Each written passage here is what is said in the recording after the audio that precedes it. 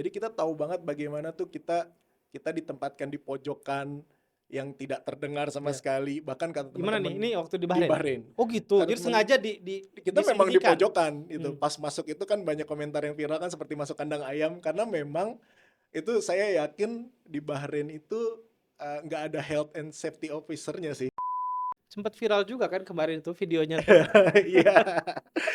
Kemana-mana loh, itu salah satu yang jadi highlight supporter pertandingan Indonesia lawan Bahrain Iya, loh. betul. Jadi pas lagi kalau kata teman Itu saya, gimana sih ceritanya? iya, Itu kapan itu nge-shoot video itu? jadi waktu menit 99, jadi dari menit 95 ke menit 97 itu saya di depan itu udah teriak paling kencang karena saya bisa sedikit bahasa Arab. Jadi teriak paling kencang dengan bahasa Arab. Wah, segala macam lah. Polisi udah ngeliatin saya kan. Teriak apaan? Teriak.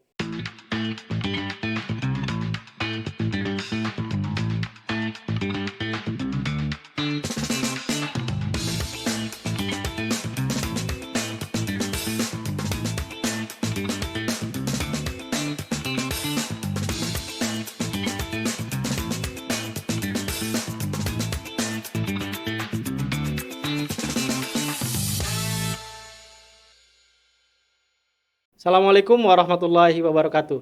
Jumpa lagi dengan episode terbaru podcast Ahlan KBRI Riyadh. Seperti podcast-podcast sebelumnya, kita menampilkan profil-profil WNI profesional di Arab Saudi. Kali ini kita kedatangan tamu yang bekerja di bidang IT, Pak Angga Muhammad Erlangga. Ya. Apa kabar, Pak Angga? Alhamdulillah, kabar baik Pak Sidki. Nah, ini pulang kerja ya? Iya, pulang kerja. Kerja di mana sih? Saya kerja di Al-Raji Bank. Oh, di bank. Iya. Tapi bagian IT. Bagian IT support. Oh, sudah berapa lama kerja di Arab Saudi? Di Arab Saudi, saya winter ini 15 tahun yang lalu pertama kali masuk Arab Saudi. Oh, baru 15 tahun ya? Baru 15 tahun yang lalu masuk Arab Saudi. Jadi ya winter ini alhamdulillah ulang tahun ke-15. 15. Ya. Udah lama ya. Ini tahun 2024 berarti Ya, 2009 akhir. 2009. Ya. Oh, oke. Sama dong. Saya masuk kerja juga 2009. Iya. Dulu jadi kerja di Al-Raji Bank sekarang. Iya, sekarang 3 tahun terakhir kerja di Al-Raji Bank. Oh, sebelumnya emang kerja di mana? Sebelumnya saya kerja di sebenarnya di Timur Saudi, di Al-Khobar. Oh, di Al-Khobar, kota Al-Khobar ya. Iya, jadi pertama kali sebenarnya saya kerja di Jakarta di salah satu perusahaan IT service buat oil and gas. Jadi alhamdulillah ada kesempatan untuk pindah permanen ke Arab Saudi dari 2012-2013. Pindah permanen di perusahaan yang sama namanya Petrolink, support untuk Saudi Aramco. Sampai 2021 ya. Covid lah, pada saat Covid qadarullah harus pindah kerja ke Al-Raji Bank di Riyadh. Oh, jadi dari Khobar ke Ya, betul. ke Riyadh. Jadi di Riyadh ini sudah berapa tahun? Di 3 Riyadh tahun. ini 3 tahun setengah ya. 3 tahun setengah. Ya. Gimana? Betah di Riyadh atau di Khobar? Kalau Riyadh kayak di Jakarta ya. Kita kabur dari Jakarta sebenarnya buat ngindarin macet, tapi di Riyadh sekarang macet lagi. Jadi kangen Khobar juga. Cuman untuk keluarga kayaknya sekolah, pendidikan dan segala macam dan lingkungan Riyadh ya karena semuanya ada, serba ada. Oh, dulu kuliah di mana nih? Jurusan apa? Kuliah saya lulusan IT di BINUS di Jakarta, di daerah Selipi. Jadi begitu lulus sekitar 2008 sempat nganggur nyari kerja, kerja langsung di perusahaan yang sama di Petrolink tahun 2009 dari Januari. Jadi sebenarnya dari IT larinya ke oil and gas juga agak lompat juga ya. Tapi alhamdulillah di perusahaan yang itu memang karena kliennya banyak dari luar Indonesia. Jadi kita nggak punya klien di Indonesia sebenarnya perusahaan. Jadi kita nggak ada klien Pertamina dan segala macam. Klien kita tuh banyak di luar. Jadi dari 2009 sampai 2013 tuh saya alhamdulillah dikirim ke beberapa negara. Oleh Petrolink itu? Dari Petrolink itu untuk support project-project kita seperti di US, di India, di Saudi. Pertama kali ke Saudi terus kemana-mana. Sampai akhirnya mungkin bos yang di Saudi suka sama saya ditawarin untuk pindah permanen ke Saudi itu bawa keluarga jadi 2013. Oh, kok bisa kerjanya langsung ke Saudi itu gimana? Iya, jadi waktu join 2009 sebenarnya memang dikasih tahu pada saat interview ya. Kita nggak punya klien di Indonesia, perusahaan kita interview itu di Jakarta? Di Jakarta. Jadi memang joinnya di Jakarta, Petrolink Indonesia. Oh, ada ya perusahaan ada, Petrolink perusahaan Indonesia? Petrolink Indonesia itu multinational company, base-nya sebenarnya di UK. Jadi pas lagi di interview kita udah di brief, kita nggak punya klien di Jakarta. Di Jakarta pun support 12 jamnya US. Kita back to back. Waduh. Karena kan operation kan, Iya, drilling operation iya. itu kan never stop ya. Jadi 24 jam. 12 jam paginya US, ya US yang support, 12 jam sisanya kita yang support. Jadi waktu itu join sebagai supaya 24 jam. betul, karena drilling nggak pernah berhenti. Oh, jadi Drilling minyak kita nggak berhenti. saat di Amerika itu waktu malam, justru Kita di sini sini support. pagi. Iya, Oh. jadi kerjaan kita seperti itu. Tapi pada saat interview kita sudah di brief karena kita perusahaannya banyak cabang. Jadi ada kesempatan untuk ke beberapa negara. Ya pas lagi dikasih tahu kayak gitu kan, namanya baru lulus kan, masih jiwa muda segala Siap macam, semua ya, dengarnya siap gitu. Apapun diterima gitu. Jadi alhamdulillah rezekinya pertama kali ke Saudi. Di Saudi mungkin performnya bagus, jadi langsung repeat setelah berapa bulan ke Saudi lagi. Terus dari Saudi ternyata bos yang di Saudi di assign ke US, dipanggil ke US sekitar 3 bulan. Terus balik dari US kita harus buka operation center di India, jadi sempat juga ke India 2 kali. Berapa lama di India? Di India itu 2012 itu 3 bulan tapi 2 kali. Oh, Di India bagian selatan. di mana tuh Di kota apa? Kerala, di Kochi. Di Kerala. Di Kochi. Oh, Kerala. Iya, di Kerala. Oh, yang Ya. makan pakai daun pisang itu ya? Iya, pokoknya waktu itu masih 2012 ya. Iya. Sekarang itu kalau kita Google Kerala atau Kochi itu udah modern banget. Jadi waktu itu belum sama sekali.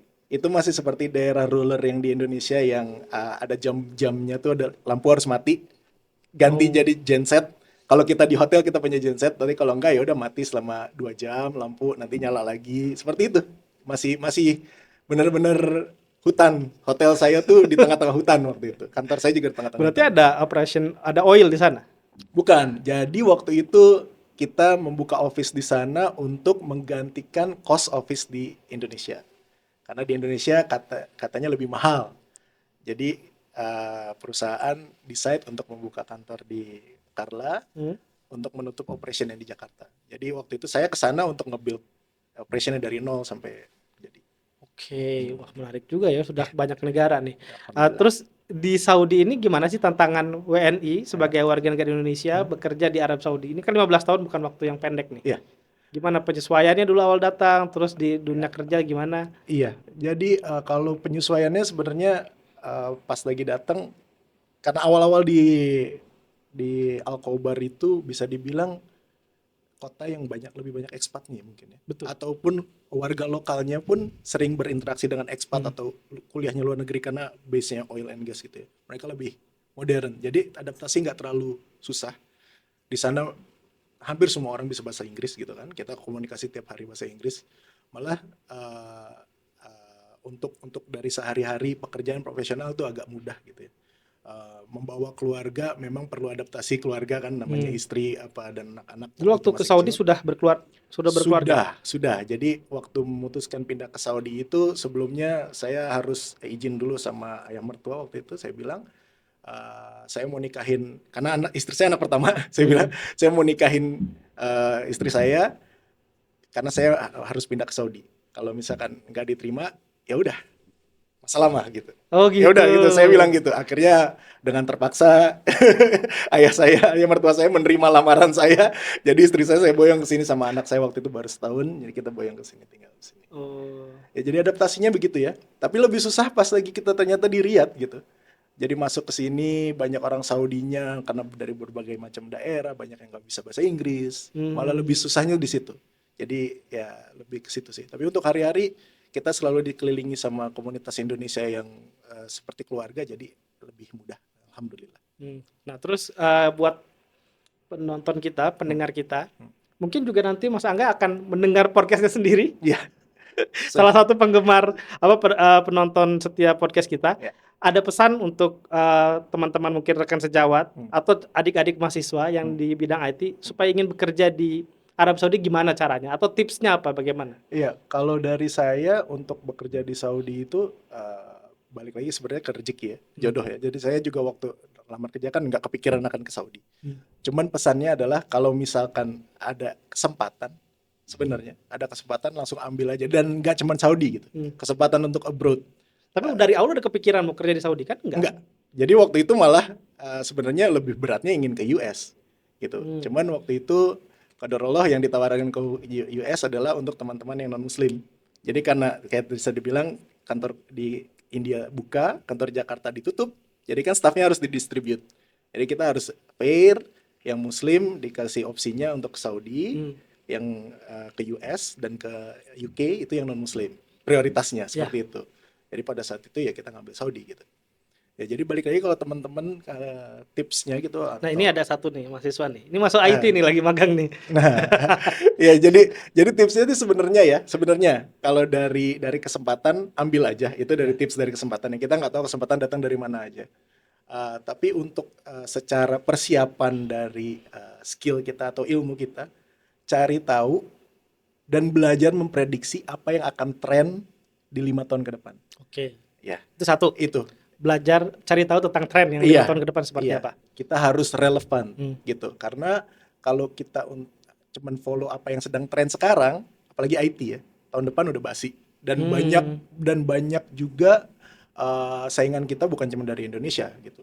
IT kan source-nya paling banyak dari India lah segala macam. Saingan kita berat itu dari situ. Terus yang kedua masih nambah skill juga, jangan hanya di kampus kuliah. Tapi itu penyesalan saya terbesar. Saya cuman belajar di kampus.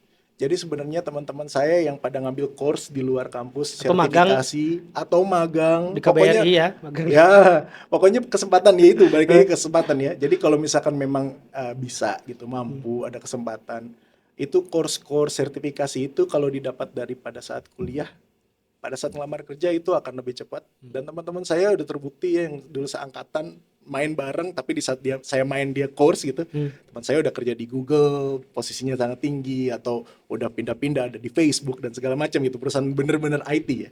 Kalau saya kan alhamdulillah rezekinya perusahaan IT tapi yang bukan IT gitu, jadi oil and gas dan banking. Dan seperti itu sih.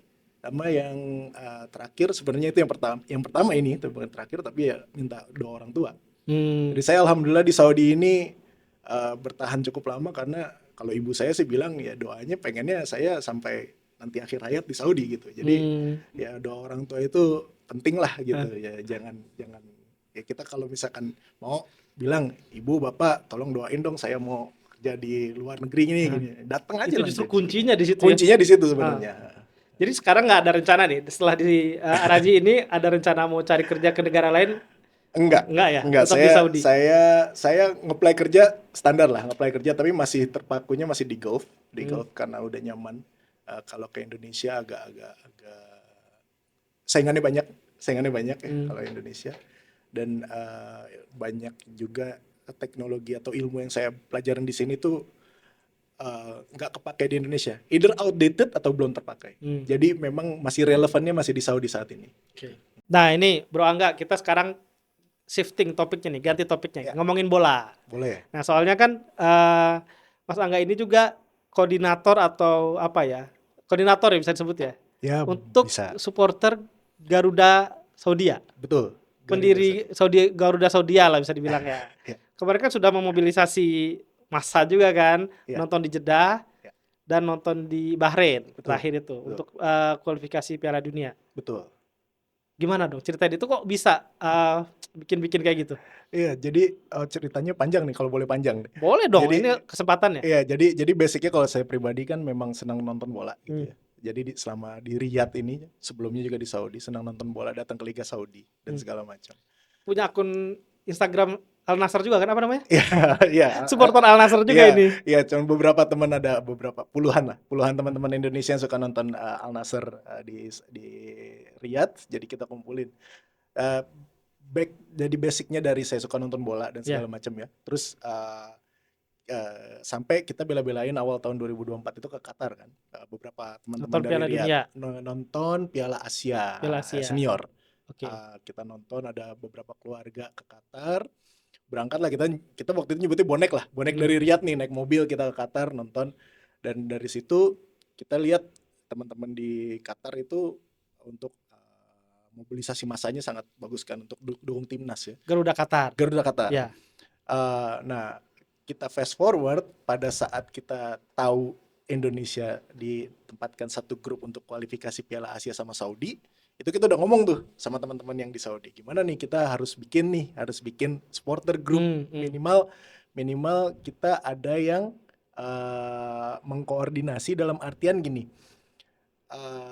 Kita pengennya pada saat nonton bola semua warga Indonesia ditempatkan kumpul satu untuk rame-rame gitu. Satu blok gitu Satu ya. blok gitu. Ya. Karena waktu di Qatar kan tuh Bencar-bencar. kita mencar-mencar dan harus ada yang koordinasi dari teman-teman Garuda Qatar waktu itu kan. Oke. Karena kita nggak tahu waktu itu mekanisme penjualan tiket di Saudi pada saat itu belum tahu gitu. Jadi kita ngumpulin dari orang-orang yang saya tahu suka nonton bola di Saudi. Jadi ada beberapa teman dari Eastern Region gitu, dari Khobar dan Damam, dari di Riyadh, sama beberapa yang dari Jeddah. Akhirnya kita iseng dari bikin grup di WhatsApp aja. Tujuannya adalah di awal cuma pengen ya kita jadi ada satu komando gitu.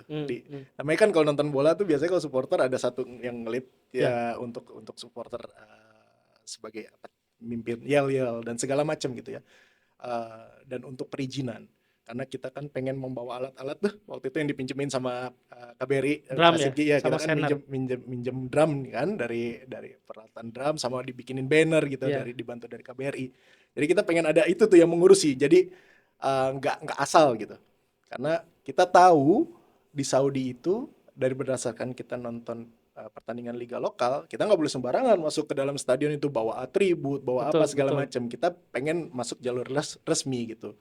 Jadinya dibentuklah tuh Garuda Saudi. Nggak resmi sebenarnya. Kita cuma pengen ngumpulin dan saya maju untuk mengkontak orang PSSI mewakilkan kita untuk minta izin.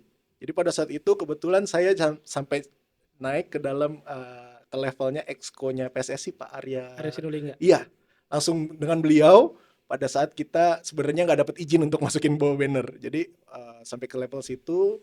Maksudnya koordinasi sebelum pertandingan kan? Sebelum pertandingan, karena kan sebelum pertandingan harus ada technical meeting ya. Betul. Jadi untuk yang Indonesia lawan Saudi. Indonesia lawan Saudi waktu itu di Jeddah. Jadi waktu itu kita kan nggak tahu tuh gimana boleh nggak, nanti udah berat-berat bawa alat-alat dan banner dan bendera. Jadi teman-teman di Jeddah bikin bendera besar-besar, bisa dilihat lah mungkin itu viral di YouTube. Bendera besar-besar tuh kita bawa 10 bendera 3 meter kali 3 meter besar-besar. Itu ya izinnya lewat situ. Akhirnya dibantu sama orang PSSI langsung, tim manajer PSSI yang berangkat di Jeddah. Akhirnya kita dapat izin dan dari PSSI pun feedbacknya sangat positif karena satu orang aja yang maju, bukan dari banyak yang datang ke mereka gitu untuk izin. Emang kemarin Arya datang ya ke Jeddah ya? Bukan, jadi Pak Arya itu dia mendelegasikan ke temannya ada yang ada di sini, manajer timnas U19 Mas Tegar. Jadi saya komunikasi sama dia jadinya. Dan alhamdulillah kita dapat lolos di situ alat dan memang ternyata di hari H itu di Saudi agak beda nih ternyata. Jadi sebelum kita boleh masukin alat walaupun kita sudah dapat approval, security di lapangan minta satu orang penanggung jawab. Jadi sebelum pertandingan itu saya ada dipanggil sama ketua chief polisi di pertandingan itu untuk ke ruang VIP ke bawah, itu sebelah ruang ganti pemain. Saya datang ke ruangan dia, dikasih surat bahasa Arab semua. Pernyataan ternyata saya translate adalah di situ di sini yang bertanda tangan di bawah ini, nomor ID-nya ini, namanya ini. Diambil nomor ID card. Ya, diambil ikama di foto segala macam, bertanggung jawab atas alat-alat dan seluruh penonton away. Penonton tandang. Jadi dari 5.000 supporter Indonesia itu nama saya tuh di situ. Kalau satu bikin rusuh dan memang ada kejadian ada sedikit gesekan sesama supporter Indonesia di stadion. Rebutan kursi. Ada gesekan, itu saya langsung ditelepon sama chief polisinya. Ini kalau kayak gini alat-alat diambil, dia ngecamnya begitu kalau lanjut. Makanya waktu itu coba saya tenangin dulu, dibantu sama beberapa teman dan polisi yang di situ ya. Nah itu kesulitannya, tapi ya kita nggak tahu sampai ke level itu di Saudi. Ya Garuda Saudi terbentuknya ya karena itu gitu ya. Jadi alhamdulillah pas lagi di Jeddah kemarin, kebetulan pas Siti juga datang kan ya. Ya kita kan ya itu rame ya, tapi kita itu karena pertama kali jadi masih berantakan lah, masih belum tapi seru loh itu. Ya. Satu sama kan? Satu sama, betul. Iya, kita bisa menahan Saudi loh itu. Betul, betul. Alhamdulillah itu satu Kita sama. gitu. Ya Kita maksudnya timnas ya. timnas Indonesia itu. Dan itu karena saya bilang saya langsung jadi ada kontak sama Exco PSSI ya. Setelah pertandingan kan kita ada makasih gitu ketemu dulu kan. Ya Mas Tegar itu bilang sama saya dan saya bisa masih ada teksnya, dia bilang pemain-pemain tuh denger semua teriakan kita karena mereka Hmm. nggak nyangka datang ke Saudi eh, kita sekencang itu gitu. Walaupun pada saat itu kan maksudnya kita drum cuma bawa satu apa nggak Ada seperti yang bawa kemarin. sound system gitu, ada kan? Enggak, Oh, nggak ada ya? enggak ada. Itu yang viral itu yang itu enggak bawa sound system bukan. Kita cuma Oh, bawa drum yang dari KBRI itu aja sama bendera besar-besar. Jadi mereka cukup cukup berterima kasih lah sama dukungan kita kemarin gitu. juga ada wakil ketua umum PSSI datang itu. Tisha. Iya, Nonton waktu di iya, Jeddah itu. betul Hmm. datang. Jadi ya gitu kita alhamdulillah lah. Nah, kita ngelihat masih banyak kurangnya waktu di Jeddah. Jadi kita mau berbenah sampai akhirnya ya momentum itu kita pakai yang kemarin kita berangkat ke Bahrain gitu. Hmm. Nah, ya gitulah. Nah, itu menariknya nih ya, kalau di Bahrain itu justru bukan cuma Garuda Bahrain atau Garuda Qatar ya, tapi Garuda Timur Tengah ya. Betul. Garuda Timur Tengah jadi kumpul kemarin di Manama. Betul. Jadi Bahrain itu dengan mereka nih Bahrain Football Federation. Jadi kalau pertandingan itu kan kita berpikir tadinya waktu di Qatar itu kan karena IO-nya AFC. Ya, Jadi kan semua tiketing sama AFC, AFC. izin sama AFC. Tapi ternyata kalau pertandingan kualifikasi itu IO-nya adalah PSSI lokalnya. Oke. Jadi waktu di Saudi kita berinteraksi sama Saudi Ada Football dia. Federation, Ya. waktu di Bahrain sama BFA, Bahrain Football Association.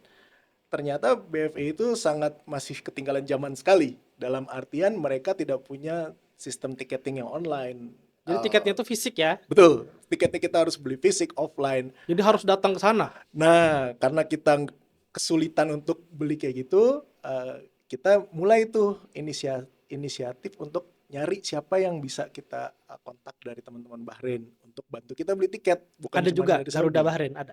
Akhirnya terbentuk Oh, karena acara kemarin. karena acara kemarin, sama seperti Saudi, Ah. karena acara kita terbentuk Garuda Saudi, mereka terbentuk tapi mereka lebih organize Hmm. karena lokasi mereka tidak terlalu besar Iya, kan, iya. dan banyak juga tenaga mudanya, 20-an 30 tahun awal lah, masih muda-muda. Mereka lebih organize, mereka akhirnya selain ngurusin internal mereka assign satu orang untuk bantu kita tuh Timur Tengah untuk beli tiket.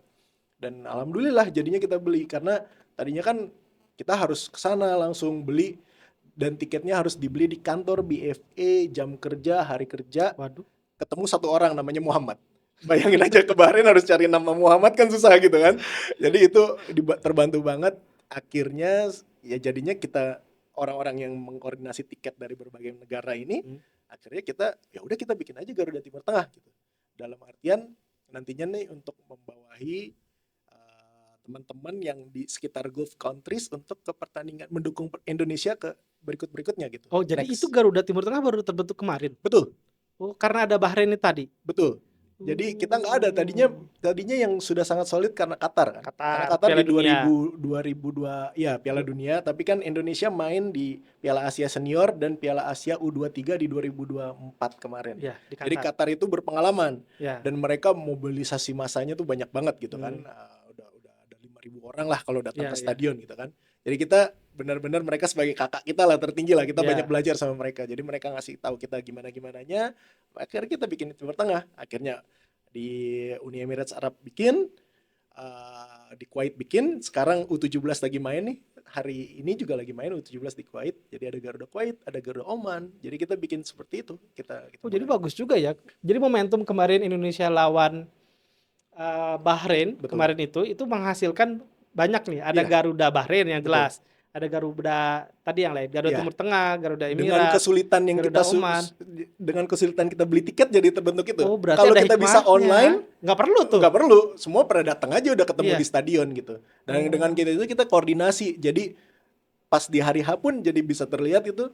Pas kita datang udah koordinasi. Nih dari Qatar ada 2 orang yang bagian gebuk-gebuk drum, dari Saudi ada 2 orang. Ya. Dari Bahrain ada yang mimpin Jadi kenal. di depan, semuanya kita udah bikin, udah ada yang bagian yang ngatur koreo karena kita bawa koreografi, bawa bendera yang besar-besar. Itu semuanya dari situ gitu. Padahal udah dihina-hina itu. gimana nih sistemnya Iya, Bahrain ini kuno banget. betul. Ternyata hikmahnya banyak. Hikmahnya begitu. Kita jadi dekat lah sekarang sampai sekarang. Ada ini nggak momen-momen menarik nggak selama mimpin supporter di Jeddah, kemudian lanjut kemarin ke Manama, ke Bahrain? Eh, Momen menarik pas lagi di Jeddah kemarin kan paling ya itu ya karena sulit Saudi tuh terlalu besar Apanya? regionnya Oke. ya kan. Kita pengennya sih seperti Qatar gitu. Tapi Qatar dan Bahrain kan kecil jadi mereka mungkin koordinasi massa lebih gampang. Jadi Saudi itu sebulan sebelum kita main atau sebulan setengah kan kita udah mengumpulin nih di WhatsApp nih Garuda Saudi nih. Kita udah kebayang lah udah wah nanti akan ngatur seperti inilah segala macam. Ternyata pas hari H di lapangan ada sekitar 10 bus yang kita nggak pernah koordinasi tiba-tiba datang. Ternyata teman-teman PMI yang dari wilayah Mekah, Madinah, Iya.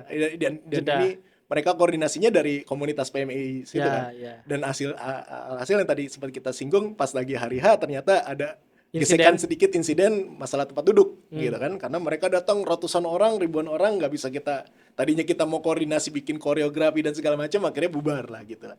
Itu pengalamannya dan itu jadi lesson learned buat Padahal kita grup ke WhatsApp depannya. udah banyak loh. Sekarang Betul. grup WhatsApp ada berapa? 250-an ya? Lebih.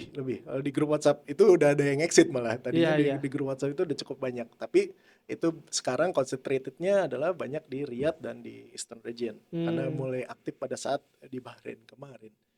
Nah, Terus gimana? Cerita menarik apa lagi tuh? jadi yang di Jeddah seperti itu kita ya menariknya yang kayak saya harus tanda tangan dan segala macam itu kan tapi itu juga jadi memberikan kesempatan saya untuk jalan di lapangan sebelum pemain.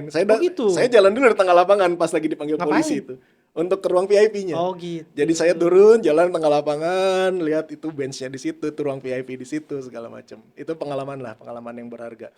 Nah, yang di Bahrain itu ya kejadian yang menariknya ya karena Wasit. di lapangan. Ya bukan karena wasit aja ya. Wasit. Banyak hal. Memang wasit yang paling Oh, jebelin. paling viral ya. Tapi yang di situ kita jadi tahu bagaimana rasanya datang sebagai supporter tandang yang memang tuan rumahnya itu mau meminimalisasi impact. Ini kan kita sebenarnya supporter itu kan impact ke pemain ya. Yang saya bilang kan waktu di Jeddah tuh pemain tahu banget tuh support kita kenceng kan gitu. Ya, dan itu jadi pemain ke-12 itu Pemain kan. ke-12, makanya namanya kan supporter itu adalah pemain ke-12. Jadi kita tahu banget bagaimana tuh kita ditempatkan di pojokan yang tidak terdengar sama sekali. Bahkan kata Gimana teman-teman nih? Ini waktu di Bahrain. Oh gitu. Kata Jadi teman- sengaja kita memang di disembunyikan. pojokan itu. Pas masuk itu kan banyak komentar yang viral kan seperti masuk kandang ayam karena memang itu saya yakin di Bahrain itu nggak ada health and safety officer-nya sih pas lagi bagian away-nya. Kenapa? Karena pada saat kita masuk itu pintu cuma satu, Pak. Pintu cuma satu. Cuman saya kebayang kalau rusuh jadi keinget-inget tragedi Kanjuruhan gitu kan. Iya. Pintu cuma satu, itu kita dikelilingin pagar tingginya 3 meter gitu kan. Nonton bola itu kita bener-bener pagar 3 meter dan nggak ada pintu keluar masuk itu aja. Oh, cuma satu tempat. Cuma satu pintu, ya. satu pintu itu aja dan itu harus naik tangga dan segala macam dan itu menurut saya Nggak safe ya. nggak safe lah ya. Tapi ya kita di situ melihat bagaimana tuan rumah itu mau minimalisir gimana kita sebagai supporter bisa mendukung. Kita banner-banner kita semua suruh turunin, Pak. Padahal udah bisa masuk, kita udah bisa masuk. Masuk aman. Kita udah pasang dengan berbagai macam dalihnya mereka. Oh, ini ngalangin penonton di belakang. Kita bilang enggak. Kita enggak apa-apa, enggak masalah. Oh, ini ngalangin sponsor. Pas kita lihat ternyata enggak ada sponsor. Pokoknya sebagai macam. Akhirnya banner-banner kita harus ada di pojok. Di pojok, di belakang, di atas, di pojok yang enggak terlihat. Terus kata teman-teman yang nonton di TV pun katanya kita nggak pernah hampir tidak pernah tersorot. Betul. Saya nonton di TV. Betul. Tersorotnya cuma pas lagi bagian national anthem aja, udah kan suara kita nggak kedengeran. Jadi yang kayak gitu-gitu ya bagaimana kita tuh harus saya jadi belajar bagaimana kita sebagai tim pendatang supporter gitu kita harus tahu celah-celah bagaimana kita harus bisa mendukung teman kita timnas kita tanpa tanpa melanggar peraturan-peraturan di negara yang kita tuju gitu. Karena kita nggak bisa sembarangan juga kan itu. Itu jadi pengalaman berharga lah buat saya itu. Sempat viral juga kan kemarin itu videonya. Iya. Kemana-mana loh itu salah satu yang jadi highlight pertandingan Indonesia lawan Bahrain. Iya betul. Jadi pas lagi Kalau kata teman saya, Itu gimana sih ceritanya? iya, Itu jadi kapan itu nge-shoot video itu? waktu waktu menit 99, jadi dari menit 95 ke menit 97 itu saya di depan itu udah teriak paling kenceng karena saya bisa sedikit bahasa Arab. Jadi teriak paling kenceng dengan bahasa Arab, wah, segala macam lah. Polisi udah ngeliatin saya kan. Teriak apaan? Teriak adalah. Jadi Terus saya teriak teriak biar wasitnya ngerti gitu, ya, maksudnya pakai bahasa Arab gitu kan. Saya teriak segala macam karena memang harusnya sudah habis. Waktu udah habis karena tidak ada kejadian yang bisa menyebabkan waktu itu mundurin. oh emang nggak ada misalnya ada yang cedera Betul, betul. atau misalnya Ya, ada yang ngapain nggak ada, bola nggak ganti ada, atau apa enggak ya? nggak ada. Karena itu back and forth dan segala macam ya. Jadi pada saat berhenti selesai pertandingan di menit 98:45 dan gol yang menit 99 itu kan, saya langsung drop tuh Pak. Itu kata teman-teman saya. Saya drop, jatuh karena udah adrenalin dan emosi udah memuncak gitu kan. Jatuh segala macam. Pas lagi udah terakhir, saya jadi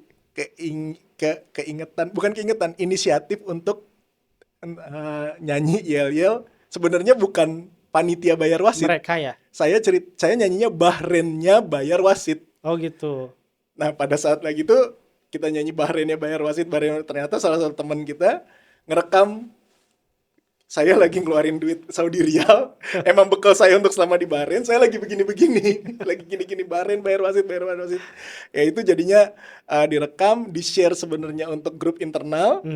Terus memang sayanya yang iseng saya share ke grup Garuda Saudi sama Garuda Timur Tengah. Jadi di grup Garuda Timur Tengah itu ya jadi di blow up, jadi di Instagram, jadi viral dan segala macam. Ya itu sih sebenarnya. Ya, sampai sekarang kan belum selesai kan itu. Sampai sekarang sih Maksud saya isu tentang wasit itu. betul. Sampai sekarang kalau dari isu wasit, kalau saya pribadi move on ya. Ya udah karena kalau sudah selesai pertandingan udah nggak bisa diganggu gugat. Cuma memang katanya walaupun belum ada tertulis dari AFC, katanya wasitnya dipanggil atau katanya bakal dihukum ya.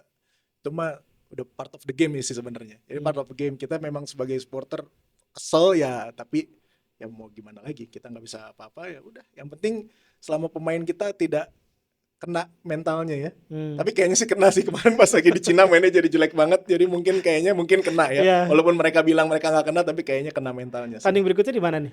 Tanding berikutnya insya Allah 15 November di Indonesia. Jadi kita udah siap lawan Jepang. Waduh, Jepang ya. Terus setelah itu 19 November bakal lawan Arab Saudi lagi. Gitu. Berarti nanti kalau lawan Arab Saudi, Garuda Saudia ke Jakarta? Ya pengennya begitu, tapi ya tergantung libur. Tapi di sana udah ada Garuda beneran di sih. Di sana udah ada Garuda Indonesia. Iya, jadi kita alhamdulillah tuh Pak. Jadi balik lagi dengan Garuda Timur Tengah ini, kita udah masuk ke dalam lingkup dari La Grande Indonesia. Jadi di Indonesia itu kan ada dua supporter grup yang besar ya, Ultras dan La Grande kan. La Grande yang besar yang biasa bikin koreografi. Garuda Timur Tengah itu udah berhasil gabung dengan mereka dan kita nitipin banner kita untuk dipasang di GBK. Jadi gitu. Kita ada Garuda Timur Tengah, nanti akan ada banner. Ada bannernya. Wah, mantap tuh. Iya, tapi bukan itu, kita masuknya sebagai rame-rame lah, bukan cuma Saudi aja, tapi Garuda Timur Tengah. Karena memang juga akan banyak kan ini pertandingan-pertandingan level dunia di Arab Saudi khususnya ya. Piala Asia tahun berapa? 2027. Betul. Jadi main goal dari Garuda Saudi adalah nanti kita kalau kita sudah makin solid, insya Allah 2027 kalau masih ada umurnya, kita akan menyambut timnas senior untuk Piala Asia di sini. 2027. Tapi 2027 di Arab Saudi, kotanya belum tahu. Tapi sebenarnya Pak, di tahun depan kalau kita lolos, U17 akan bermain di Arab Saudi, Piala Asia 2025 bulan April, tanggal 3 sampai 20 April. Kalau Indonesia lolos nih, sekarang lagi penyisihan lawan Australia hari ini. Kalau kita juara grup, kita akan pasti lolos, akan bermain di Arab Saudi 2025 bulan April. Dan kalau lolos 2026 bulannya belum tahu, under 20-nya. Jadi under 17 tahun depan, 2 tahun lagi under 20. Nanti 2027 3 tahun lagi akan tim senior. Dan Piala Dunia itu yang paling puncak. Dan Piala Dunia 2034, mudah-mudahan Indonesia di situ udah bisa lolos juga, kita bisa. Ya mudah-mudahan. Sekarang kan udah startnya bagus nih untuk yang di besok kan nanti di mana di. Yang sekarang ini untuk di Amerika. Di Amerika kan? Amerika Meksiko. Ya, dan nanti 2023 insya Allah Indonesia masuk lagi tandingnya di Arab Saudi. Iya, pokoknya. Insya Allah 2034 ya. 2034. Nanti itu supporternya harus solid tuh. Insya Allah udah mulai dari Wah, sekarang kan. mudah-mudahan udah bisa lebih penuh lagi stadion sama ini. Bisa lebih terorganisir. Kalau nggak dibatasi untuk lokal atau home sama away, bisa jadi away semua itu. Betul, kan karena kemarin kan karena kita kayak tadi bilang kan karena di kita sebagai tim tamu, panitianya adalah orang Saudi, kita memang peraturan dari AFC itu minimal 10% dari kapasitas stadion untuk away, minimal. Minimal. Jadi memang kita dikasih kuotanya minimal, lebih dari minimal 4.000 dari 40.000 ya minimal, tapi kita ada lebih kan. Sebenarnya overflow kan. Kita Iya, beli mana nih? tiket Jeddah nih? yang di Jeddah, beli tiket bagian Saudi tapi kita duduk di Betul, Indonesia gitu kan, betul. makanya jadi overflowing. Tapi memang itu standar AFC itu minimal. Tapi kalau misalkan kompetisi seperti Piala Dunia atau Piala Asia, kan nanti panitianya AFC tuh. Itu tiketnya kan fair. Oh gitu. Itu nggak akan yang Dibagi-bagi nggak- gitu. Iya, itu akan fair. Jadi Dan- first come first serve aja tuh. betul. Kita bisa borong 100%. Nah, makanya kita harus punya kelompok supporter seperti ini yang untuk memblok tiketing. Jadi kita nanti di stadion punya satu blok yang kita ngumpul di situ semua gitu. Mungkin nanti beberapa ada yang scatter around, tapi kita mungkin ada 500.000 orang satu blok itu untuk yang full nyanyi-nyanyi. Gampang di situ. tuh geografernya, nyanyinya, Betul, koordinasinya. memang harus begitu. Itu kita berkaca dari Qatar. Gitu. Mantap. Ya. Oke nih, makasih nih ngobrol-ngobrolnya. Ini kayak lebih seru nanti ngomongin tentang bola dibandingkan profil. Betul. Semakin mantap juga supaya nanti tetap berada di Arab Saudi untuk menyambut Piala Asia kan. Jadi Amin, kerja tetap di sini insyaallah. dong kalau gitu Kerja kan. insya Allah tetap di sini. Targetnya next target adalah dukung timnas di Piala Asia. Oke, terima kasih nih Pak Angga sudah Ya. ngobrol-ngobrol kita dengan Ahlan KBRI Riyadh. Ya. Sukses selalu, sehat Terima kasih. selalu, dan salam ke teman-teman di Garuda Qatar. Iya. Baik, demikian Bapak Ibu dengar podcast kita. Mau tentang siapa lagi atau profesi apa lagi, jangan lupa komen dan subscribe podcast ini. Demikian, Assalamualaikum warahmatullahi wabarakatuh.